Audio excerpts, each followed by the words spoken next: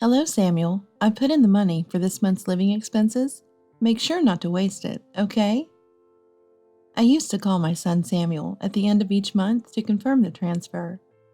Being a boy, I thought contacting him too often might annoy him. Still, I wanted to hear his cheerful voice at least once a month. Thanks for the $15 support every month. I'm eating baked potatoes every day. What? I transfer $1,500 a month to you every month. Huh? We both tilted our heads at each other's words. According to my bank book, I had transferred the usual $1,500 to Samuel's account. Yet why did Samuel think it was only 1/100th of that amount? $15 can't do much, can it? But Mom, your company's having a tough time, right? What are you talking about? This year's performance has been the best ever. I'm even thinking about increasing the support money. Samuel was, surprised by my words. Where did he hear that my company was in trouble? I got angry as I thought about finding out who told him that. Samuel, I'll definitely sort this out for you. I hung up the phone to go to Samuel. I planned to go to the police after picking up Samuel. It must be him. I won't forgive him. My name is Aaliyah, a 49-year-old single mother, divorced from my husband Jeremiah during pregnancy.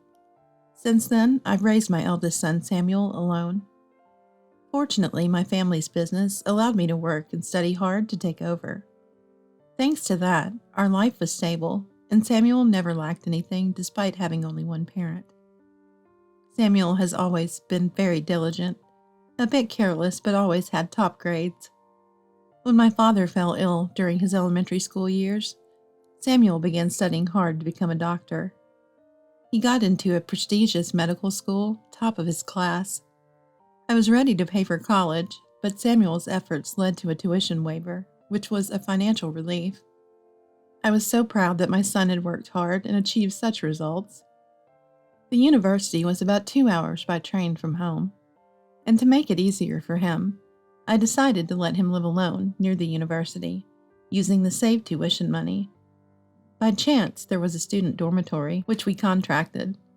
It housed students from various universities, and Samuel was looking forward to moving in. The dormitory had a rule that parents couldn't enter, and the moving in was helped by existing residents. It was part of their community building, the manager said, so I shouldn't worry. Not being able to see his room was a bit sad, but I accepted it as part of his independence. For a few days after he started living alone, Samuel regularly contacted me. But after a week, his messages became scarce, and after a month, I hardly got any replies. He must be busy with his new life and studies. After all, no news is good news, and he would surely contact me if needed, so I decided to wait and see. Samuel contacted me about a week before Christmas break. He talked about enjoying his classes, starting a part-time job, and being busy every day, and that he would come home for Christmas. Hearing Samuel's lively voice, I felt relieved. Then Samuel asked, "Can I bring a friend home when I come for Christmas?" Apparently, it was a boy from the same dormitory who had nowhere to go during Christmas. "Why don't you just come over to our place?" So Samuel invited him. Considering Samuel was always a bit shy, he must have really hit it off with this boy. I readily agreed without any objection. When I saw the friend Samuel brought home for Christmas, I was speechless. I had imagined someone quiet like Samuel. The boy standing at the doorway had brightly dyed hair and a lot of piercings in both ears. "Yo, welcome." "Ah, Samuel's mom. You're pretty. You must be popular, right?" Maybe." Ignoring my discomfort, Eli, Samuel's friend, entered the house and sat on the living room sofa. His arrogant attitude made me want to say something, but I held back since he was Samuel's guest. During his 3-day stay, Eli often gave Samuel orders. I was worried, but Samuel didn't seem to mind much. "Hey Samuel, let's go to the arcade." "There's no arcade around here." "That's boring." "If it's boring, you can always go back." In these 3 days, I had grown to dislike Eli. Because of Eli's constant presence, I couldn't spend any time with Samuel. Our precious parent-child time was interrupted, and honestly, I just wanted Eli to leave. In the end, Eli stayed not just for 3 days, but until Samuel returned to the dorm, and I couldn't spend any time with Samuel. After returning to the dorm, Samuel's contacts became sparse again. Still, I received a thank you note and brief updates about his life every month, so I believed he was all right since he was an adult. But in spring, unusually in the middle of the month, I got a call from Samuel. "Sorry, I've been busy and couldn't do my part-time job. I can't pay my rent. Could you send me some money?" Is it because of the exams? But I don't approve of overspending. I'll send it this time, but be careful from now on. When I said that, "Really sorry," Samuel replied in a dispirited voice. It was an unusual trouble for Samuel, so I somehow felt Eli was involved. Hey, is there anything troubling you now? "I'm fine. Thanks as always." Just don't push yourself too hard. "Got it."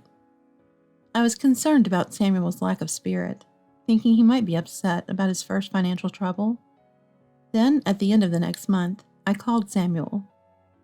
Hello, Samuel. I put in the money for this month's living expenses. Make sure not to waste it, okay? I used to call my son, Samuel, at the end of each month to confirm the transfer. Being a boy, I thought contacting him too often might annoy him. Still, I wanted to hear his cheerful voice at least once a month. "Thanks for the $15 support every month. I'm eating baked potatoes every day." What? I transfer $1,500 to you every month. "Huh?" We both tilted our heads at each other's words. According to my bank book, I had transferred the usual $1,500 to Samuel's account. Yet why did Samuel think it was only 1/100th of that amount? $15 can't do much, can it? But Mom, your company's having a tough time, right?" What are you talking about? This year's performance has been the best ever. I'm even thinking about increasing the support money. Samuel was by my words. Surprised. Where did he hear that my company was in trouble? I got angry as I thought about finding out who told him that. Samuel, I'll definitely sort this out for you. I hung up the phone to go to Samuel. I planned to go to the police after picking up Samuel. It must be him. I won't forgive him. I took a taxi from the nearest station and stopped near the dormitory. Then I called Samuel and secretly asked him to come out. Make sure no one sees you. "Why?" Just do it. Samuel seemed unconvinced, but still kept his promise and snuck out of the dorm. As he turned the corner and approached the car, I almost screamed. "Mom, it's been a while." Samuel, what happened to you? Your body? He was supposed to be healthy at Christmas, but now in front of me stood Samuel, reduced to just skin and bones. What on earth happened? I hesitantly asked Samuel. Samuel, you've lost so much weight. What happened? At first, Samuel said, "It's nothing." But gradually he started telling me about his situation. "Mom, after coming back from the break, you sent me a new bank book, right? Since then, the support's been $15, hasn't it? It was tough, but Eli said you were closing the company when I visited, so I thought you were struggling." I was shocked to hear that. I had no memory of talking about such a thing when Samuel was home. My company had its best performance this year. There's no plan to close it. And there was something else in Samuel's story that bothered me. Hey, what new account? Huh? That's right. I hadn't opened a new account since Samuel was born, and I've been depositing $1,500 into the same account every month. I had a bad feeling. Samuel, let's go to the police. Police? Why? The money I've been sending you might have been stolen. When I said that, No way. Samuel's eyes widened in disbelief. But then he seemed to have an idea. Could it be? I guess Samuel's suspicion was probably right. The thought of what Samuel was going through pained me, but whoever did this to him had to be held accountable. Driver, please take us to the nearest police station. The taxi started moving at my request. The driver, having overheard our conversation, kindly took us to the largest police station in the city. When we arrived, I entered the police station supporting Samuel. Samuel, who used to be in sports teams and was always careful with his diet, now seemed lighter than me. I felt tears welling up as I walked with him. At the police station, a young male officer attended to us, listened to both our stories, and first offered words of comfort. You've done well to cope with such a tough situation. Hearing this, Samuel burst into tears.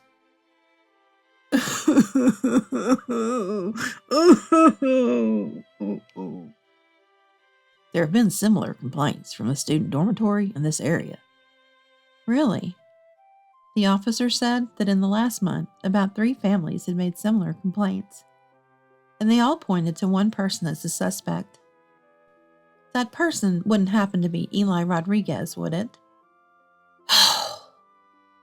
The officer sighed and nodded at my words. Samuel was looking down beside me. He must have been hoping it wasn't true, despite his suspicions. I placed my hand on Samuel's back and looked at the officer. Is there an investigation underway? The officer thought for a moment and then led us to a private room. He asked us to file a report. Of course, I agreed and immediately filled out the report. After submitting it, the officer in charge sat down with us to discuss the ongoing investigation. Eli was acting like a contact person, befriending the victims to obtain their bank account details and PINs, then someone else would withdraw the money. And they suspected that the money was being received by a certain man, currently under investigation. I was shocked when I saw the photo they showed me. I know this man. Really? The officer looked surprised. I took a deep breath to calm my racing heart, and then started talking about the man in the photo. Jeremiah Rodriguez, right? He's my ex-husband and Samuel's father.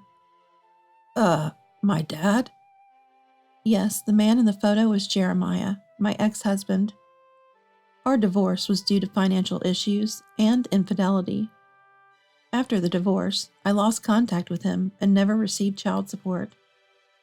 I thought it was better not to let him influence Samuel, so I never tracked him afterward, but I never imagined he would be involved in criminal activities. I turned pale. So Samuel had been deceived out of money by both his close friend and his biological father. Samuel stood frozen, unable to speak from shock. We've also established that Jeremiah Rodriguez and Eli are father and son. What? Eli had said he was Samuel's age when we met. The dormitory where Samuel stayed was strict about identity verification, so that was probably true. But if it was true, it meant Jeremiah had an affair and fathered another child while I was pregnant. Even though I no longer had feelings for Jeremiah, the revelation was a shock. Eli and I are brothers? Samuel seemed overwhelmed by the shocking truth. I was speechless at the unexpected truth. Sorry, we need a bit of your cooperation. It's fine. I'll do anything to catch those two. Samuel nodded in agreement, albeit faintly. Following the police's instructions, we decided to act accordingly. I secretly returned Samuel to the dormitory, and I stayed in a nearby economy hotel. The next day, I waited for the right moment when Eli was around and called. Hello, Samuel. How are you? Samuel, claiming to be washing dishes, deliberately put the phone on speaker. I realized Eli must be nearby. I got some extra income, so I'll deposit it into your account. Use it wisely. Got it, thanks. Samuel ended the call. I stopped the IC recorder I had with me. Then I transferred $10,000 into an account in Samuel's name. The next morning, Samuel checked his internet banking and sent the evidence to the police. After a stop, I went to the dormitory with the police. We explained the situation to the dorm manager, who immediately led us to Eli's room. Pressing the doorbell, we heard loud footsteps approaching. Hey, who's there? Oh, what? Eli opened the door abruptly and froze. Seeing me and the police officer, he was baffled as to why we were there in a restricted area. Eli seemed truly clueless. I smiled at the confused Eli. Long time no see, Eli. I'm Samuel's mother. Samuel's mom here for me? And with the police? Eli glanced at Samuel beside me and seemed to realize why we were there. We have a warrant, and we'll be conducting a search now. Got to go out. So sorry. Some other time. Eli tried to close the door quickly in response, but the police didn't allow it. The two officers forced the door open, and the search began, almost immediately. Found it, we heard. Eli's shoulders slumped in resignation. Samuel and I entered the room. Multiple bank books and cards were laid out on the table, each with different names. Seeing this made my head ache. The police, with practiced efficiency, arranged them by name and took photos. What? How'd you find out, Samuel? Did you set me up? I thought you were a friend. You laughed inside while I suffered. It's not what you think. There's a reason for this. Eli tried to make excuses, but Samuel showed no reaction. Eli looked frustrated, almost ready to lash out. That's when I spoke up. Swindling money from your half-brother? How low can you get? Half-brother? Who are you talking about? You and Samuel. Eli froze at my words. Given that they targeted students, they must have shared the pre-investigation info with Jeremiah. My family business is unique, so Jeremiah would have easily identified Samuel as my son. No way. It's true. Jeremiah Rodriguez is my ex-husband and Samuel's real father. Seems like he was having an affair and you were born from that relationship. Eli sat down, stunned. The police had informed me that Eli had a sickly younger sister. After divorcing me, Jeremiah quickly remarried his affair partner. But she didn't want a boy, so Eli was neglected. After she gave birth to a girl, Jeremiah and the woman divorced. The daughter was expensive due to her treatment, so she stayed with her mother, and Eli was taken by Jeremiah. Regularly, Eli visited his sister and gave their mother money for the treatment. Hearing this, I realized the significance of the sibling relationship to Eli. My suspicions seemed to be confirmed. I exploited my own brother? With those words, Eli was taken away by the police. Samuel and I went to the police station and were shown only the bank books related to us among those seized. According to the investigation, Eli had been getting victims drunk or going shopping with them, checking their pens at ATMs, and then stealing their bank books, cards, and IDs when visiting their rooms. His visit during Christmas was to check if my family was wealthy. He then set up new accounts, transferred the money from the original accounts, withdrew it all, and deposited only a small amount into the new accounts. That explained why the bank book entries never matched up with my expenditures. I sighed in understanding. Eli quickly named Jeremiah as his accomplice, and by the next evening, Jeremiah was also arrested. I went to the police and shared everything about Jeremiah's past actions. Later, I decided to visit Jeremiah. Samuel wanted to come, but I asked to go alone this time, and he waited outside. Jeremiah, whom I hadn't seen in 20 years, had aged, but still had his condescending attitude. Wow, what a mess. Got carried away, huh? He spoke nonchalantly with no sign of remorse. I had to suppress my anger. I forced a calm smile. How pitiful. Lost at the casino, you see. Well, I'll just call my parents and get out of here soon. He responded as if making small talk. I slapped a piece of paper in front of him. His face changed color. Hey, what's this about? Oh, I told your parents everything about you. Jeremiah's parents, Ruby and Nicholas, were sensible people. Even after our divorce, we kept in touch. They said they felt too ashamed to meet Samuel until Jeremiah was found. They had never met Samuel, but I never missed sending them updates with photos. When I told them I was visiting you, they asked me to bring this. You know what this is? It's a disownment letter. Jeremiah confronted me through the glass. I replied calmly to him. You, who ran off to a woman and cut all contact, wouldn't understand their struggles. They've been patient, wanting to meet their grandson Samuel, but they decided to wait until your disgrace was settled. You should have let them meet. Don't you dare say that after all your running away. My voice raised, and a police officer in the room cautioned me to calm down. Calm down, please, he warned. I took a deep breath to settle my heart. Anyway, now Ruby and the others can finally meet their grandson. Oh, and about Eli. What about Eli? He's got nothing to do with you. He says he never wants to see you again. He doesn't want anything to do with a father who exploits his half-brother. Ruby said she would take him in. What? Without him, how am I supposed to live from now on? Jeremiah's pathetic tone made me unintentionally laugh. I don't know. Maybe work can pay off your debts. Aaliyah, it's about us, right? Help me out. Oh, what a funny thing to say. Our relationship ended 20 years ago. I answered with the biggest smile of the day, leaving Jeremiah with a look of despair.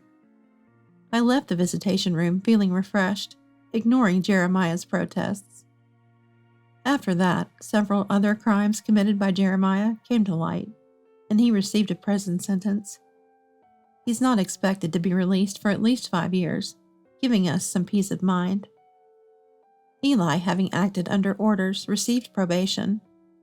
He's now being strictly re-educated under the care of my former in-laws, in a remote, entertainment-free location, which seems to be tough on him. Eli had been gathering money for his sister's complicated surgery. However, Jeremiah had squandered that money. Despite his desire for entertainment, Eli is repeatedly admonished by my former in-laws. Samuel, initially confused, focused on his studies to become a doctor, successfully earning his credits and nearing the time to apply for a specialized graduate program. As for me, my company grew even more, enabling me to increase my support for Samuel. I was unexpectedly proposed to by someone who has been supporting me in the company. I'm currently keeping the proposal on hold. The person has been close to Samuel since he was a child, and it was Samuel who suggested accepting the proposal. Rather than dating, why not just get married? Samuel suggested, impressing me with his understanding of my character. You know my personality well. I was a little impressed. However, with Samuel's upcoming internships and exams, expenses will increase. For now, I'm focusing on supporting Samuel's journey to becoming a doctor. Then, I'll think about my own future.